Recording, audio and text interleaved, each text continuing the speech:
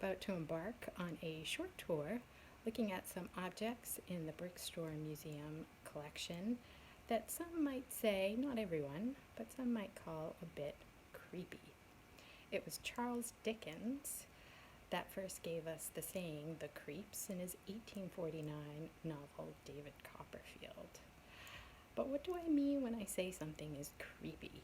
Well, the definition usually goes something like it gives us a sense of unease, we find it to be unsettling, something generally unpleasant, but we can't really understand why.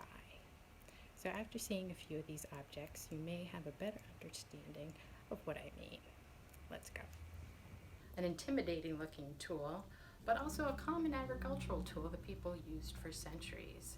It wasn't until that it started becoming associated with the Grim Reaper, or the personification of death, a skeletal figure in a black hooded robe that would come and reap the souls of the recently dead, that it took on a more creepy air. But it wasn't always this way. Cultures for centuries have always personified death, but the Greeks had Thanatos, brother to Hypnos, the god of sleep, and he was a pleasant-looking fellow, a winged young man that would come and take the souls of the dead to Hades. It wasn't until the 15th to the 17th centuries that artists began to depict the Grim Reaper, and there was a good reason for that.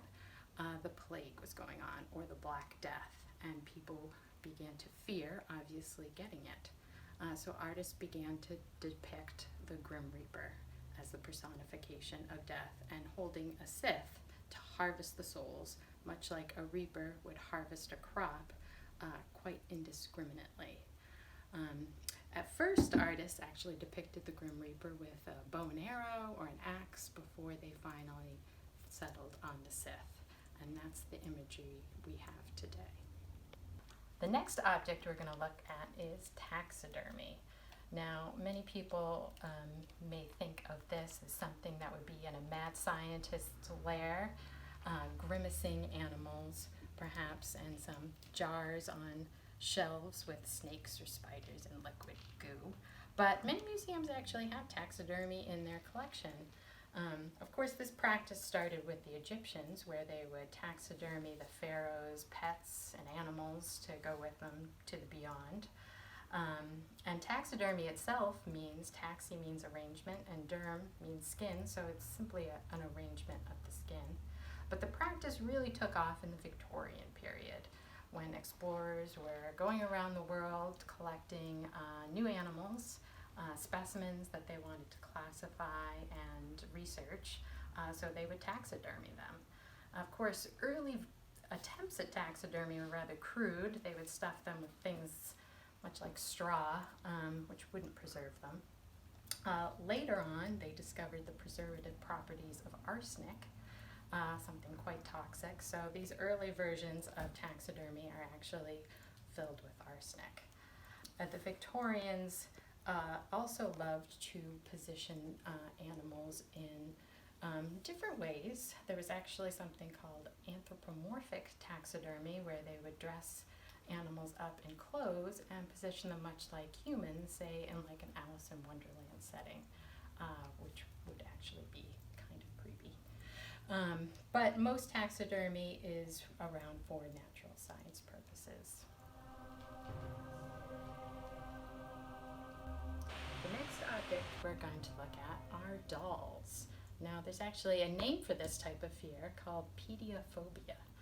Not that a lot of research has gone into the fear of dolls, but one only needs to take a look at recent horror movies to understand why some people may fear them, with murder skulls like Chucky chasing hapless strangers. But actually, there's a good reason why some people may find these a little creepy. It has something to do with the way that the human brain detects and reads faces. So when we look at a face, we're looking for emotion and intent, and to read a person's face. When something is close to a human face, but not quite a human face, it unsettles many of us. And there was actually a roboticist in the 1970s that coined this term. It was called the uncanny valley effect. And he was noticing how when people were around human-like robots, they felt very unsettled and afraid of them. Dolls' faces have the ability to unsettle us on the same basic level. Humans are innately social creatures, so our brains have evolved to read the signs on faces, and we can't quite read the doll's emotions or intent.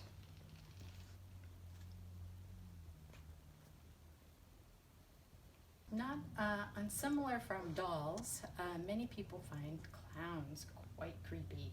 Of course, this is not their original purpose. They're here for entertainment. In fact, clowns and jesters have been around for centuries. Jesters have been in courts all over Europe. Oftentimes, the only person that can make fun of a king. And it is this aspect of clowns that gives people an unsettled feeling because they are meant to be pranksters or tricksters and somewhat unpredictable. And many people fear being made fun of or being included in the act. So this gives people a feeling of uncertainty around clowns. There's also the aspect of the mask-like makeup that they wear. Again, with the permanent grin, much like dolls, it is hard to read their faces. So you don't know their intent or emotion. Think of the Joker in Batman with the permanent smile, but obviously his intentions are never good when Batman's around. So this gives people a very creepy feeling around clowns. So the last object we're going to look at in the collection are some of our portraits, well, this portrait in particular. If you've ever been in a dark room with portraits, it may look like the eyes are following you. Or if you've ever watched a Scooby-Doo mystery where eyes actually do follow Scooby-Doo and Shaggy around a haunted mansion. But there's good reasons why the eyes always seem to follow you when you're looking at a portrait. When painters first started painting portraits, they used width and height to show depth. But as painting evolved, they started to use light and shadow and perspective to make people look more realistic. Of course, there's more to it than that. So if they painted a person looking straight ahead, because of the shadow and the light and the perspective, the eyes will always follow you.